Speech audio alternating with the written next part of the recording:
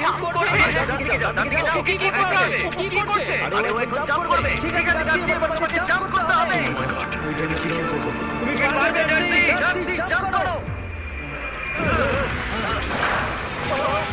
ঠিক আছে তো? ওর হাতে আর 5 মিনিট সময় আছে। ক্রেনটা থামাও, ক্রেনটা থামাও, ক্রেনটা থামাও, ক্রেনটা থামাও। জানি না মনে হয় ক্রেন অপারেটর গানে শুনতেই পায় না। তোমাকে এই লেজারগুলো পার করতে হবে। এই ফ্লোরটা এখন পর্যন্ত সবথেকে কঠিন। ডার্সিকে এই লেজারগুলোকে পার করতে হবে। আর যদি ও ভুল করে লেজার টাচ করে ফেলে, ওর সমস্ত টাকা বিস্ফোরণে তৎক্ষণাৎ উড়ে যাবে। আমি কিভাবে করব? এটা তো অনেক লেজার আছে। যতক্ষণ ও লেজারগুলোকে পার করছে, আমি আপনাদের টি-মোবাইল সম্পর্কে বলছি। আমার নতুন ওয়্যারলেস পার্টনার।